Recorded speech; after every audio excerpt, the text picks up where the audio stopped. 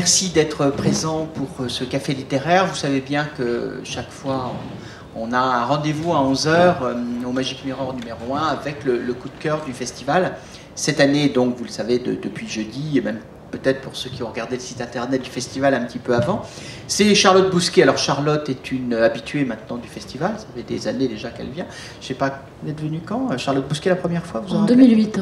Voilà, c'est finalement une habituée, mais pas si longtemps que ça. Ce qui montre bien que Charlotte Bousquet, qu'on avait commencé à regarder un peu autour des années 2006-2007, était finalement encore un relativement jeune auteur. Non pas qu'elle n'écrive pas depuis un moment, mais tout simplement qu'elle l'avait publié dans une maison d'édition qui était quand même de moindre importance en termes de diffusion que celle où elle est aujourd'hui accessible, c'est-à-dire entre autres les éditions Mnemos, les éditions Gulfstream, j'allais dire Noire Lagune, c'est le nom de la collection. Et puis aussi en jeunesse, l'édition Mango. Et j'en oublie encore quelques-unes qu'on abordera tout à l'heure, et y compris en lisant des extraits. Donc Charlotte Bousquet a commencé à faire des nouvelles, quelques romans dans des petites maisons d'édition. C'est aussi là parfois qu'un talent se structure, s'affirme et commence à se faire remarquer. Et puis est arrivé quand même un ouvrage qui a marqué relativement, c'est-à-dire Arachnae. Je crois que là, il y a vraiment, chez Mnemos, donc, un roman qui est paru, je crois, en 2009, je me souviens bien, en 2009, donc ça fait que 2 ans, et qui a convaincu, c'est qui observait Charlotte parmi d'autres auteurs dignes d'intérêt, dirons-nous. Là, vraiment, un talent qui s'est affirmé. C'est un livre structuré, un livre homogène, un livre puissant, un livre avec de l'ambition littéraire, ça on avait déjà remarqué, un livre avec des personnages extrêmement forts, un livre avec une intrigue structurée, un livre avec un univers, et c'est un univers d'ailleurs suffisamment fort pour que Charlotte Bousquet ait décidé de l'explorer par d'autres ouvrages en fin 2010 ou début 2011 Citerriae, milieu 2010. Ouais, milieu 2010. Un peu après les Imaginales 2010. Voilà, donc presque un roman tous les ans, puisqu'à l'automne, on attend le 3e roman de cette série. Je précise qu'il s'agit de romans indépendants, mais situés dans le même univers où on retrouve parfois quelques personnages. Le prochain, ça sera Matricia, je crois. Oui. Voilà.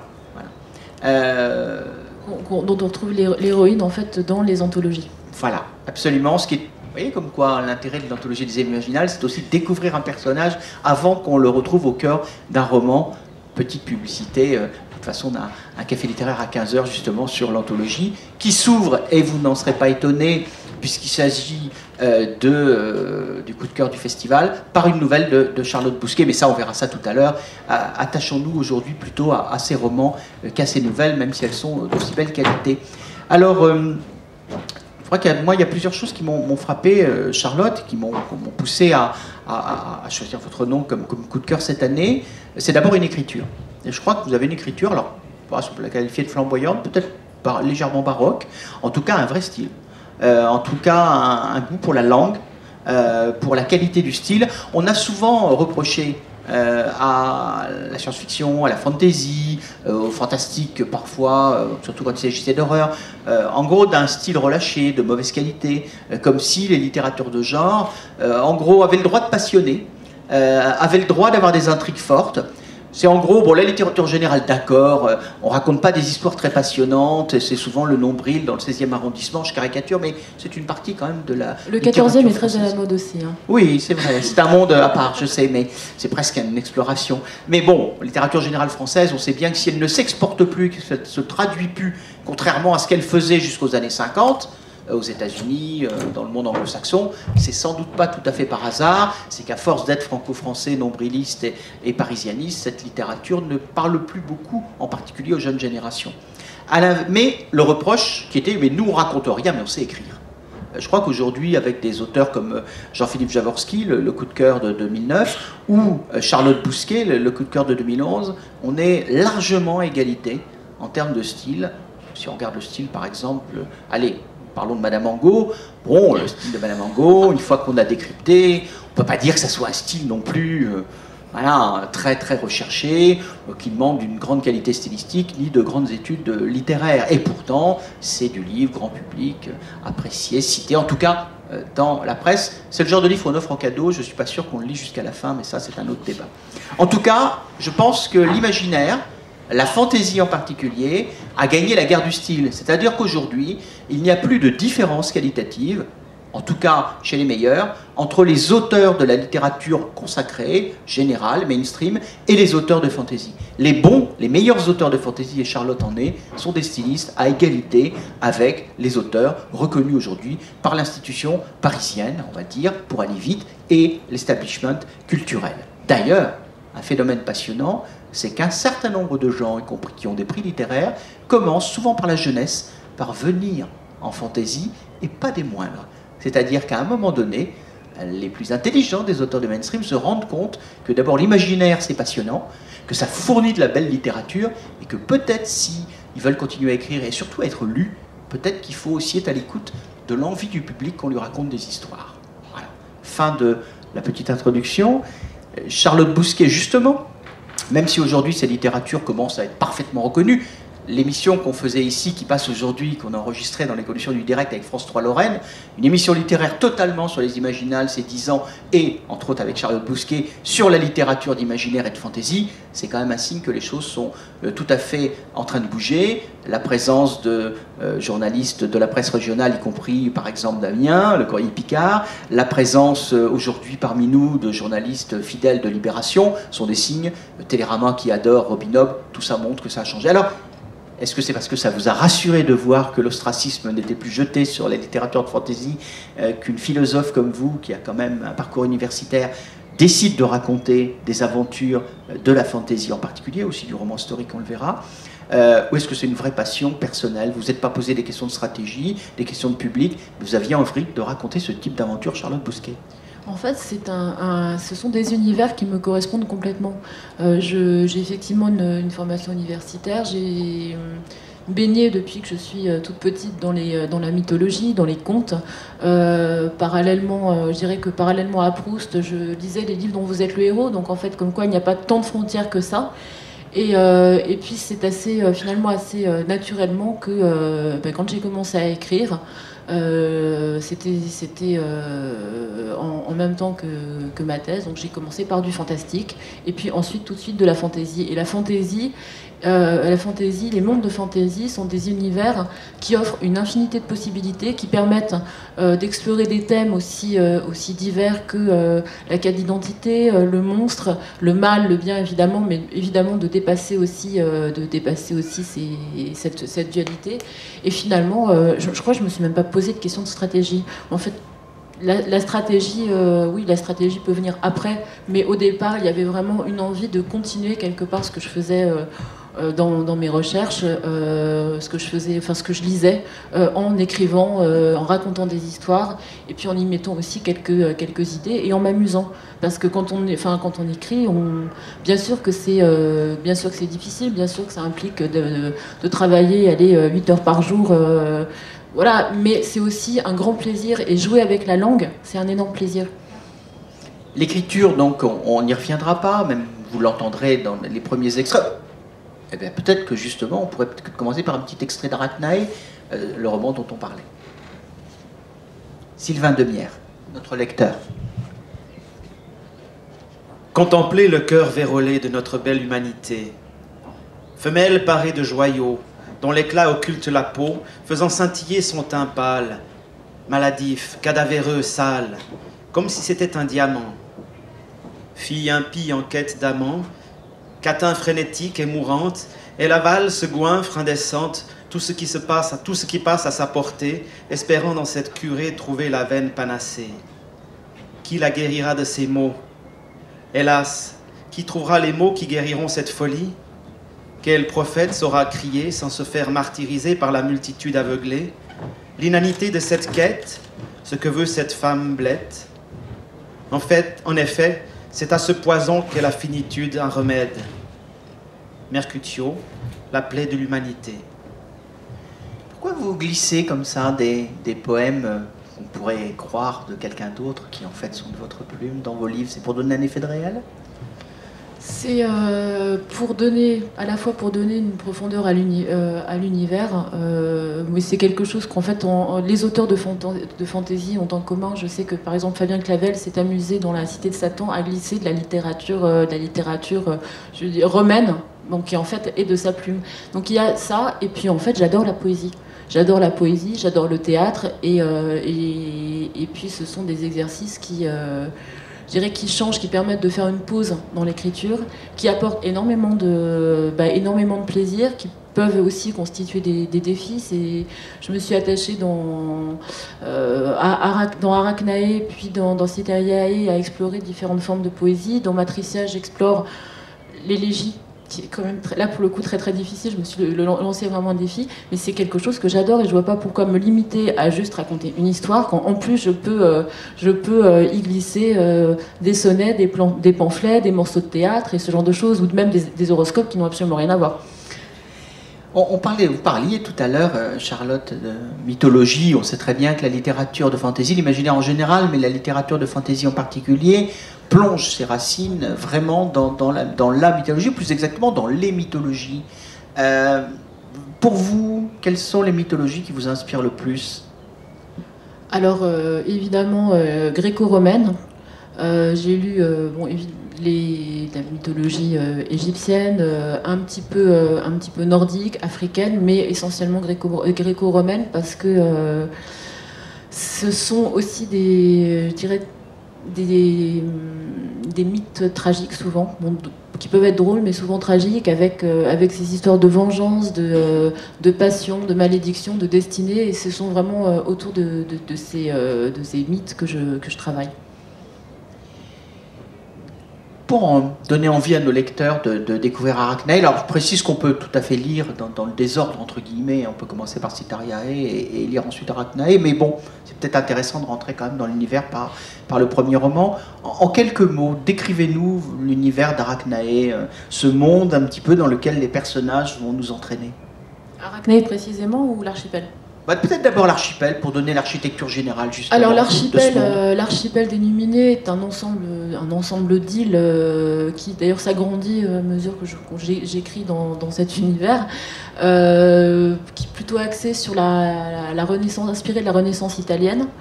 C'est un monde essentiellement dirigé par des femmes, un monde de complot, un monde de trahison, un monde où finalement il y a évidemment des créatures apparemment assez monstrueuses, mais en fait simplement autres. Et au sujet d'Arachnae, m'a été un petit peu inspirée par les villes italiennes, évidemment de la Renaissance, mais c'est surtout une ville qui a une âme, et c'est surtout une ville qui est à mon avis, le personnage principal du roman, qui est une espèce de gigantesque toile d'araignée dans laquelle les héros se laissent engluer, qui a ses propres dessins, qui est comme... que j'ai essayé vraiment de rendre vivante. J'avais en tête l'image du ventre de Paris, du Paris de Zola, quand j'ai commencé à écrire Arachnae. Donc je ne sais pas est-ce que ça vous donne envie, mais en tout cas c'était une des raisons pour lesquelles j'ai écrit Arachnae. C'est les Rougon-Macquart en fantaisie. Les Rougon-Macquart en fantaisie. Oui. Non, mais il y a aussi une ambition littéraire chez les auteurs de construire un univers. Pas clos, mais en tout cas un univers qui fonctionne, dans lequel le lecteur va, tout en ayant à chaque fois une histoire. Vous n'avez pas fait le choix pour le moment, en tout cas, pourquoi pas demain, mais de faire une série de 8, 10 romans ou 13 romans, comme par exemple Robin Hobb, plutôt des romans individuels dans un univers. C'est votre choix actuel, en tout cas. Oui, et puis j'avais commencé par une trilogie de fantasy il y a longtemps, et en fait je m'ennuie, moi. J'ai besoin vraiment de laisser les personnages vivre au bout d'un moment, parce qu'on les accompagne pendant un roman, mais au bout d'un moment, il faut qu'ils vivent leur vie. Et puis j'avais envie d'explorer, en tout cas avec l'archipel des Numinés, différentes formes. Disons que donc Arachnae est à l'échelle d'une ville, Citeriae à l'échelle d'un quartier, Matricia, ça va être à l'échelle d'individus. Donc ça permet aussi à chaque fois de faire des choix narratifs différents, de choisir des personnages différents et de s'amuser. Après Arachnae, Citeriae, quand même à tout seigneur, tout honneur, le roman qui a obtenu le prix Imaginal 2011.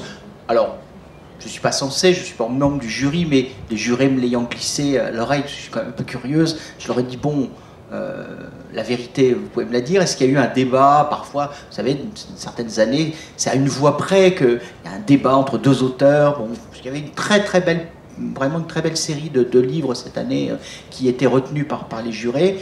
Et les jurés m'ont dit non, non, il n'y a vraiment pas eu de débat cette année, vraiment.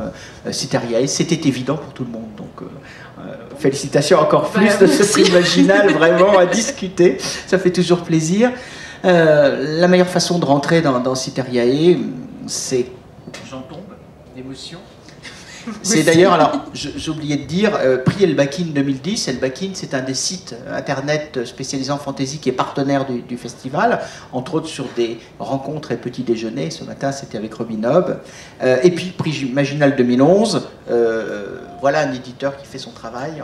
En quelques semaines, il a réussi à sortir à temps pour les Imaginales, la bande mettant en valeur le prix. Donc, bravo et merci aux éditions Mnemos, récompensées, quand un de ces auteurs est récompensé, fait le travail, ça fait toujours plaisir de féliciter parfois un éditeur. Peut-être que la meilleure façon, plutôt que de me laisser bavarder, de rentrer dans Cytheriae, c'est tout simplement de lire un extrait, Sylvain Demierre.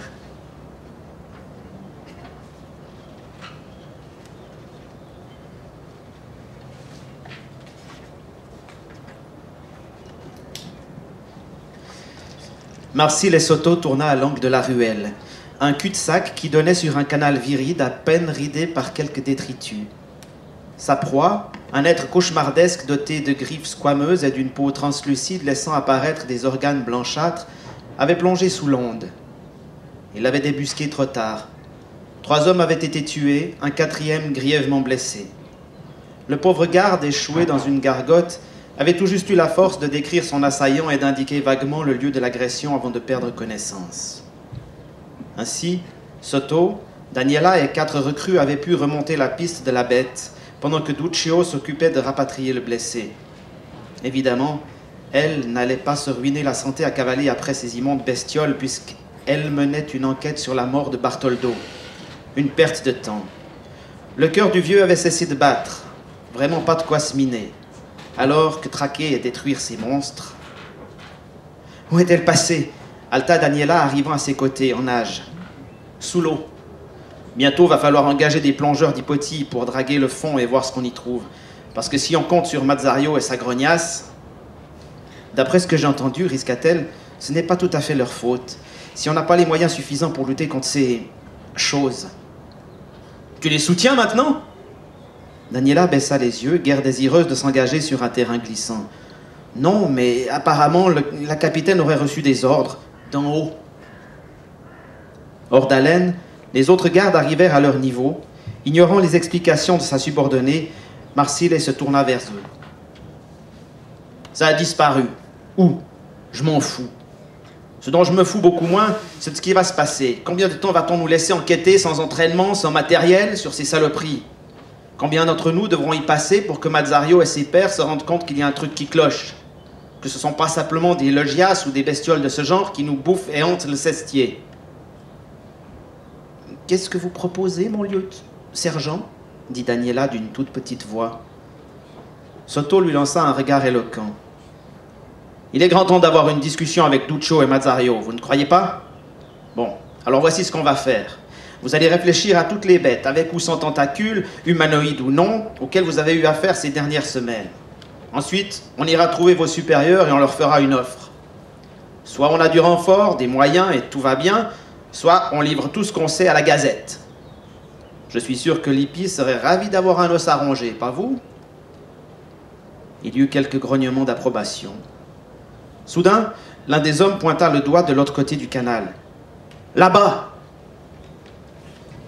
Ce monde, cette lagune, ces eaux croupissantes, est-ce qu'on ne serait pas dans un univers un petit peu d'une sorte de Venise fangeuse? Et deuxièmement, Charlotte, c'est quoi ces monstres-là qui hantent la ville? Est-ce que c'est l'inconscient collectif de ce monde? Est-ce que c'est une figure du mal? Enfin bref, dites-nous en plus. Alors oui, c'est une Venise, en tout cas inspirée d'une Venise imaginaire et une Venise qui de toute façon j'adore. Donc effectivement, oui, Cribella est une Venise complètement délétère. Quant à ces monstres sont en fait assez indescriptibles. Ce sont des espèces d'escroissances, qui se nourrissent effectivement de la peur, des haines, de ce genre de choses des humains, mais qui sont également, je dirais, les rejetons d'un esprit malade qui en fait s'attaque à toute la principauté. Mais je peux pas vous en dire plus. Mais non, parce ils que sont laids, ils sont laids, ils sont visqueux, ils n'ont pas d'âme, ce sont des trucs qui rongent. Voilà, ils rongent. Voilà, eh bien, ça va être l'occasion tout à l'heure de découvrir un petit peu, plutôt dans les semaines qui suivent le festival. En général, on fait provision au festival, on fait petite dédicace pour se rappeler des rencontres qu'on a fait et on plonge dans les livres. Alors, pour plonger justement dans Citeriae, vos personnages, il y a quand même plusieurs niveaux de personnages. On a ces monstres, en effet, un peu métaphoriques, même s'ils sont très réels, puisqu'ils dévorent des gens. On a ces personnages de femmes d'action, y compris qui sont engagées dans cette police un peu, qui s'interrogent sur les moyens qu'on lui donne pour agir et protéger les citoyens, surtout des quartiers populaires. Parce évidemment. Voilà, on voit bien qu'il y a un centre et une périphérie. Vous voyez, quand même, l'imaginaire nous renvoie au monde réel, hein, c'est aussi ça. Et puis aussi trahison, intrigue et complot, et tout ça se mêle, s'entrecroise pour enfin trouver une cohérence. Vous aimez bien les histoires ténébreuses, Charlotte Bousquet? Écoutez, oui. J'aime bien quand les gens souffrent, quand les gens n'arrivent pas à se dire les choses, quand les gens se trahissent, quand les gens meurent aussi. En fait, vous êtes en train de me faire passer vraiment pour quelqu'un de complètement sadique. J'aime bien aussi quand il y a un petit peu de romantisme, tout de même. Mais en tout cas, à écrire, c'est absolument génial parce qu'on a l'impression vraiment de tisser une toile d'intrigue dans lesquelles les personnages sont pris. Alors encore plus dans Arachnae, dans Citeriae, c'était vraiment le jeu, c'était vraiment de laisser les personnages ne pas manquer des rencontres. Donc les personnages humains qui gravitent autour de Nola et Angelo sont des gens qui n'arrivent pas à parler, qui portent derrière eux, qui ont quand même un passif assez lourd, qui aiment, qui détestent, mais qui ne disent rien. Et en fait, de tous ces non-dits vont naître effectivement quelques petites mesquineries, toujours ici à l'échelle d'un quartier, pendant ce temps-là, les puissants complotent, décident de la destruction finalement d'une population entière, et puis tout ça pour survivre. Vous parliez un peu de comment l'auteur est capable de faire des horreurs, parce que franchement, à vous rencontrer comme ça, on n'a pas l'impression. On dit même que vous êtes sympathique, finalement, pourtant on lit vos